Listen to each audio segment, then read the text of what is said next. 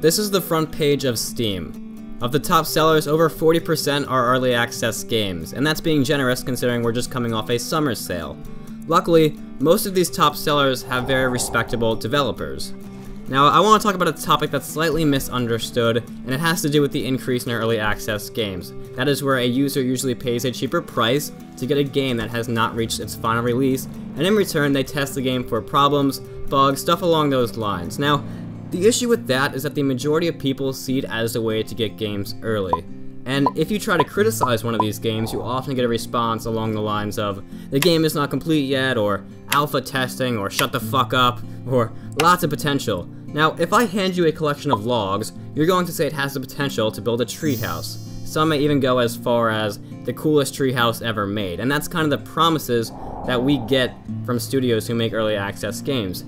They get away with it because if the audience points out flaws, they usually just get shot down by supporters of the game. And this is why it is incredibly important to label games correctly and understand what these labels mean. So let's go over the common steps of testing. There is unit testing, then integration testing, system testing, alpha testing, and beta testing. The last two are probably the ones that are most familiar to you because with most of today's games they are usually public.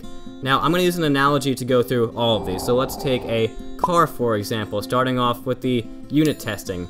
Specifically, it's testing the code in units. So we're going to take the basic components of a car, and each will be tested individually to see if they work. This is done to catch any early problems, which would save the project time in the future, and it is done privately by the creators of the car. Next, we have integration testing. So we're going to take all these parts we have, and we put them together. They may be like the drivetrain, the engine, the steering, etc. And this is meant to fix any problems that have to deal with the interaction of parts.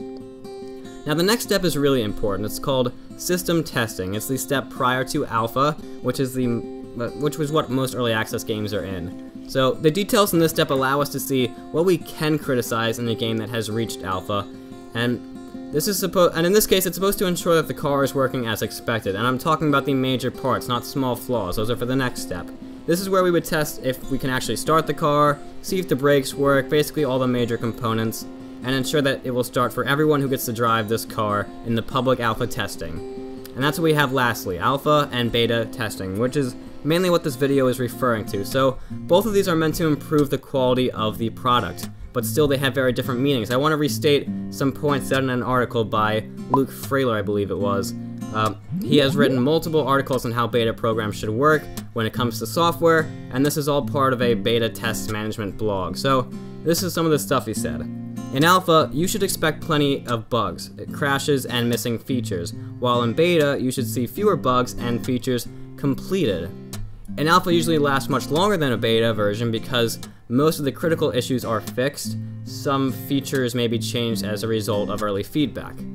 A beta is a short time of real-world testing before an upcoming release. Much of the feedback is collected and considered for future versions of the product. Back to our analogy, our car has entered alpha stage, and during testing, minor problems may have been noticed, such as, like a loose gas cap, stiff steering, and no radio implemented yet.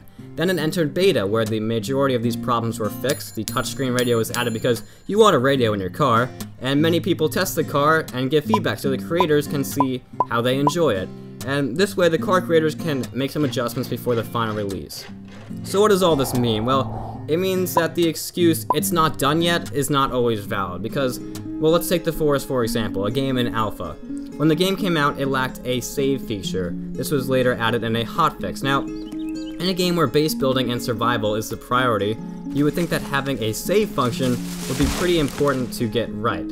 And the developers did get a patch out fairly quickly. The problem is, during this time, anyone who said it was ridiculous that the save feature was not ready to go were shut out with the common excuses. These excuses didn't come from the developer either, they were from supporters of the game. But the excuse is not totally valid because the save function is a major component in the game. It is something that should have been ready in the system testing. Does this make The Forest a bad game? Not at all, I personally enjoy it. Does this make the developers bad people? No. Is it something worthy of criticism? Yes.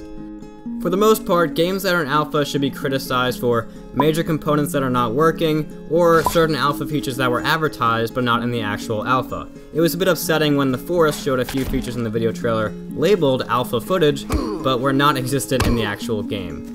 Beta, on the other hand, is a whole different story. I was about to make a video going over the Warface beta, but I figured it would be necessary to talk about this first. When you give your game the label of beta, it means it's pretty much ready for the final release. It's meant for your customers to test every aspect of the game. The whole product team is involved, including those who are in charge of marketing. So if you didn't like the Battlefield beta, chances are you're not going to like the full game when it's released. So overall, the point of an alpha or beta is for feedback. It's fine to have criticism on a game that's not fully done. It seems nowadays even the developers don't realize that the entire purpose of an early access game is for feedback. I understand it's hard to take criticism when you may have a lot of roadblocks in your way, but it's really how you improve your content. And for those of you who enjoy an early access game, don't get upset when someone else is criticizing it. Obviously, if they say, this game sucks, it's a tad unfair, but pointing out flaws that are in reach of the devs are what they should be doing. And one last point, no matter how many times you test or how many bugs you fix, your game is going to be useless if your users do not like it. So that is all I have for now, guys. I hope you enjoyed this video, learned a thing or two. Be sure to like it if you want to support the video, or subscribe if you have not already. That's it. Have a fantastic day.